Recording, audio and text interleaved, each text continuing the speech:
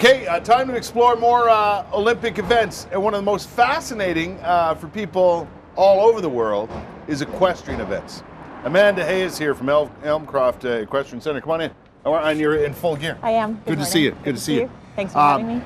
We've talked about equestrian events before, and I'm very interested not only in the events themselves, but this has got to be the sport with the most work involved in getting there. Yes. And getting your participants there, be they animal or human. The horses all have to fly in.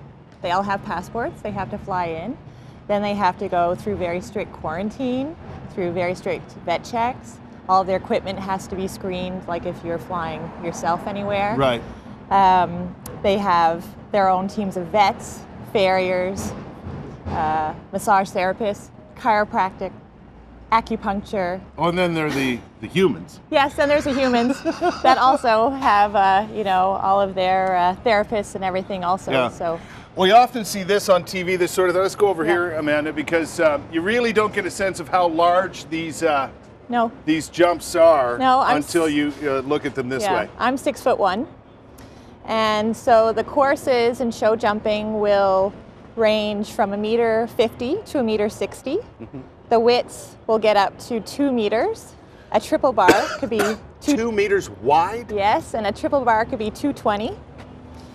So it's, and all the distances in between the jumps are related. So it's, when we walk the course, we come up with a plan for our horse, depending on how many strides we're going to do in between. Right. And so it's very, very technical, very, very difficult. Hard to explain in a short time period the events themselves, but they're multifaceted, right? Very much so. So the Olympics start off with eventing.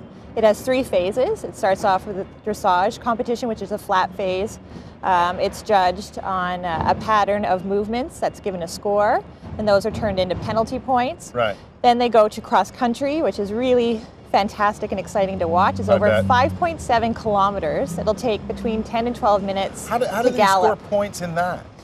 Well, if you have a refusal, you start to accumulate points. So there's jumps along the way? There are 45 obstacles that they have to jump over. They're now called frangible jumps. Right. They look very solid. They look like solid logs, walls, and so on, but they're made of styrofoam and other materials that if they are hit, they will collapse. It's very, very cool. It's very exciting. Yeah. The horses have to be so fit to do that. The riders have to be so fit to do that. Right. And then the last phase is stadium, where then they come into the arena, show jumping. They jump 1.25 meters, which still, relatively speaking, is very big.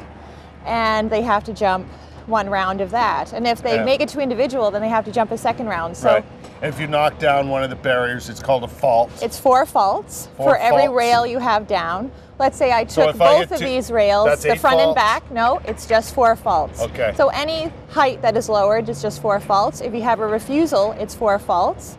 There's also a time allowed that they give you to get around the course. If you exceed the time allowed, it's penalty points. So for the eventing, they're scoring penalty points, and what you're actually trying to do is score the lowest amount of points. So let's say probably in the Olympics, a 40-point score would actually be probably medal score. Really? Yeah, so the least amount of points wins in eventing. We've got Ian Miller there amongst others. Yes, it's 10th Olympics. I know, it's so cool. It's amazing. Do we have shots at medals over there?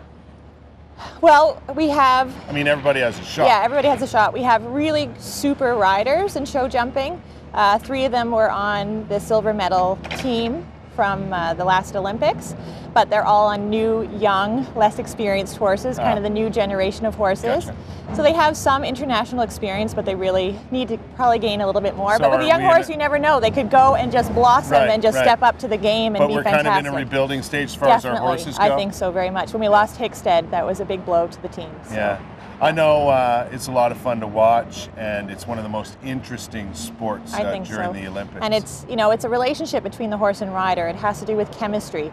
It can be the most fantastic horse, and you change the rider, and all of a sudden they look very average. Yeah. So it really has to do with the bond and chemistry between the horse and rider. Listen, I appreciate you coming down and explaining it all to us, because it's one of those sports we love to watch, but really maybe don't know too much about. Yeah. So it's nice to get a feel for what we should be watching for and how it all works. Yeah, great. It's like when you learn how to score in tennis for the first time. It's like, what? I know. What is this love? Yeah, don't be afraid of it. Why do we get 4 faults when I knock down 1 fence? Yeah, exactly. Amanda Hayes with the Elmcroft Equestrian Centre, and an experienced rider and full of knowledge about a great sport.